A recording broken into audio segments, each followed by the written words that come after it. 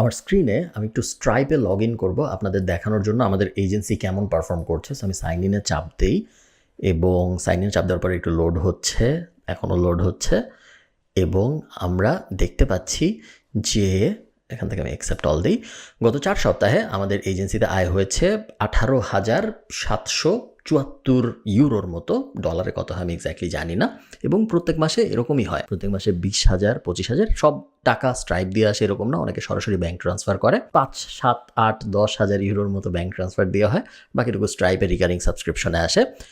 এই agency services marketing agency বানায়, সেই মার্কেটিং এজেন্সি থেকে সার্ভিস দেওয়া এবং মার্কেটিং এজেন্সির থেকে বিভিন্ন মানুষকে ডিজিটাল মার্কেটিং রিলেটেড সার্ভিসেস দিয়ে তাদের কাছ থেকে এই সার্ভিস ফি নেয়ার এই যে বিজনেসটা, এজেন্সি বিজনেস, এই জিনিসটা আমি করছি প্রায় 8 বছরের মতো হয়ে গেল। এবং এই 8 বছরে আমি অনেক কিছু দেখছি, অনেক কিছু শিখছি, অনেক কিছু ভুল করছি, অনেক কিছু আবার ঠিকও করেছি। এবং আমার ধারণা আমি এজেন্সি স্পেসে মোটামুটি জ্ঞান দেওয়ার জন্য অভিজ্ঞ একজন ব্যক্তি। এই কারণে আমি আজকে আপনাদের জ্ঞান দিব, যে জ্ঞানটা পুরোটাই হবে কিভাবে আপনি একটা $1,000 পার মান্থের বিজনেস দাঁড় করাইতে পারেন উইথ 0 এমপ্লয়ি আজকের থেকে শুরু করে। চলুন শুরু করা যায়। কোনো কিছু শুরু করার আগে আপনার 1 নম্বর স্টেপ নুমেরো 1 সেটা হলো যে আমি মানুষকে কি বেচবো, কিছু একটা বেচবো, এই কারণেই তো সে আমাকে টাকা দিবে, তারপরে না আমার যা এজেন্সি দাঁড়াবে। এই তো বেসিক কথা। তো আমি বেচবোটা কি আসলে তাকে, এইটার ক্ল্যারিফিকেশন আসা খুব জরুরি, এটার ক্ল্যারিটি থাকাটা খুব জরুরি। সবসময় মনে রাখবেন, আপনি মার্কেটিং এজেন্সির কনটেক্সটেই আমরা কথাবার্তা বলি। মার্কেটিং এজেন্সিতে আমরা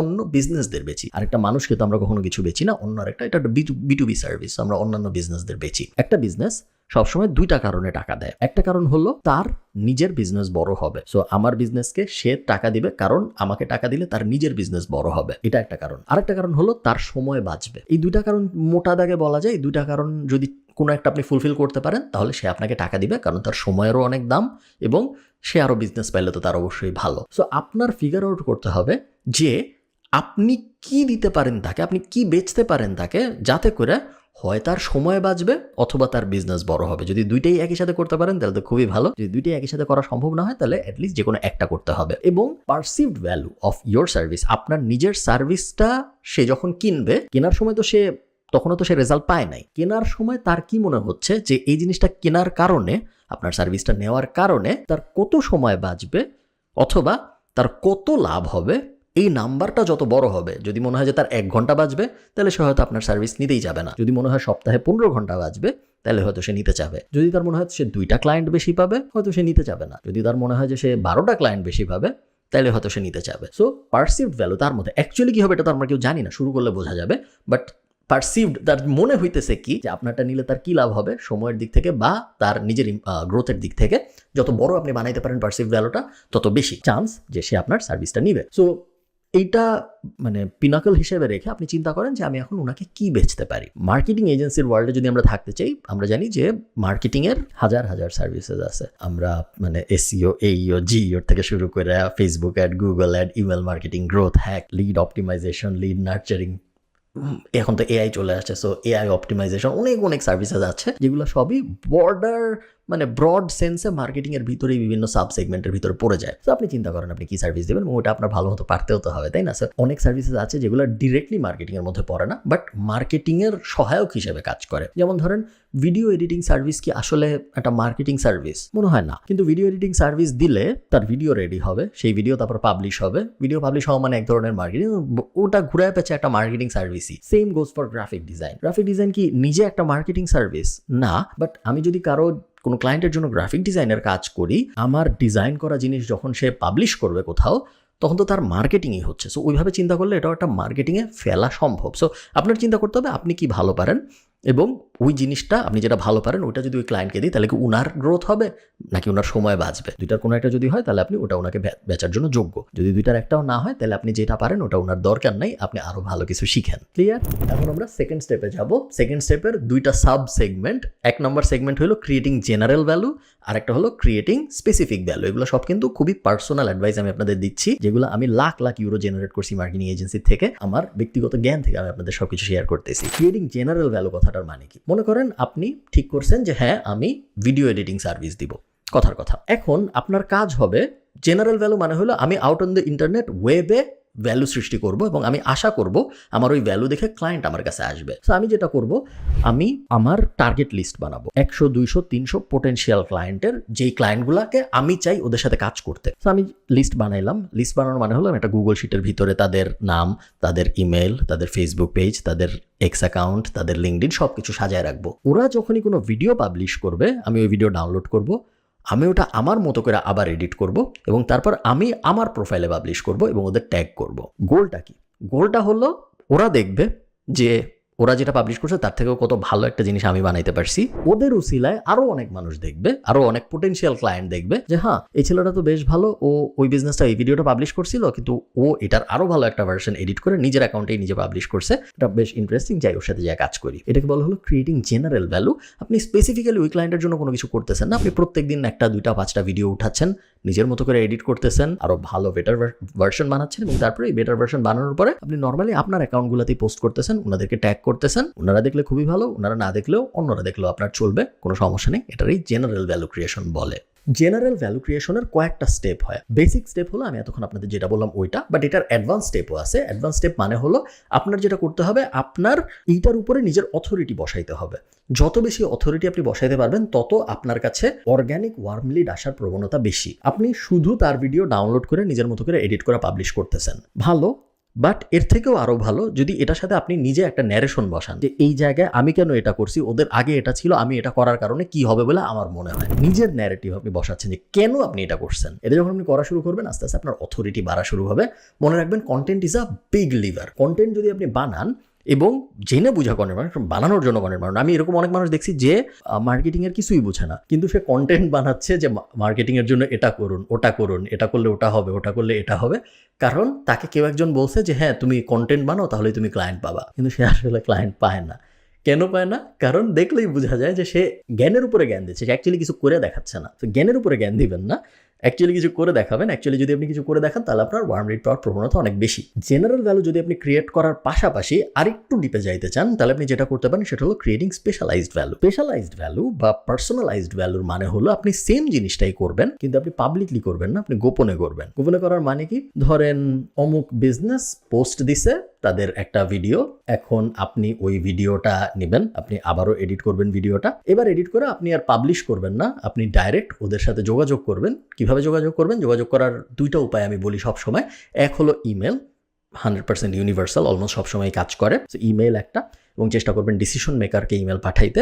আর সেকেন্ড হলো ওই কোম্পানির সবচেয়ে লোয়েস্ট রিচ যেখানে আছে সেখানে ওদের সাথে যোগাযোগ করার চেষ্টা করা, কারণ লোয়েস্ট রিচে আপনি নোটিস হওয়ার চান্স সবচেয়ে বেশি। সো একটা কোম্পানির যদি ইনস্টাগ্রামে 10,000 ফলোয়ার থাকে, ফেসবুকে 50,000 ফলোয়ার থাকে, লিঙ্কডিনে 100 ফলোয়ার থাকে, তাহলে আপনি যদি লিঙ্কডিন দিয়ে যোগাযোগ করেন তাহলে আপনার নোটিস হওয়ার চান্স বেশি। সো অলওয়েজ ডু ইমেল এবং একটা সোশ্যাল মিডিয়া যেটায় ওদের লিস্ট নাম্বার অফ ফলোয়ার বা রিচ আছে, সেক্ষেত্রে আপনি নোটিস হওয়ার চান্স বেশি থাকবে। এবং ওখানে আপনি দেখান যে ভাই তুমি তো এটা পাবলিশ করছিলা, আমি এই ভার্সনটা বানাইছি এবং আমি এই ভার্সনটা এই কারণে এই চেঞ্জ এনেছি, তুমি এটা দেখো তোমার কেমন লাগে। আমাকে কিছু দিতে হবে না ভাই, তুমি এটা তোমার মতো করে পাবলিশ করো, তোমার ইচ্ছা হলে, তোমার ইচ্ছা না হলে পাবলিশ করো না, তোমার অন্য কোনো হেল্প লাগলে আমাকে বললো। আপনি ওই সেম কাজই কিন্তু করতেছেন। জেনারেলাইজড ভ্যালু ক্রিয়েশন আপনি যে জিনিসটা করতেছিলেন, বাট এখানে আপনি স্পেশালাইজড প্রাইভেট ভ্যালু ক্রিয়েশন করতেছেন, এটা অনেক সময় আরো বেশি পাওয়ারফুল, কারণ এইটা একটা ফার্স্ট পয়েন্ট অফ আনলক হিসেবে কাজ করে। এটা দিয়ে আপনি তার সাথে কথাবার্তা শুরু করতে পারতেছেন। একবার যখন কারোর সাথে কথাবার্তা শুরু হয় তারপর ওই কথাবার্তা আগাইতে থাকে।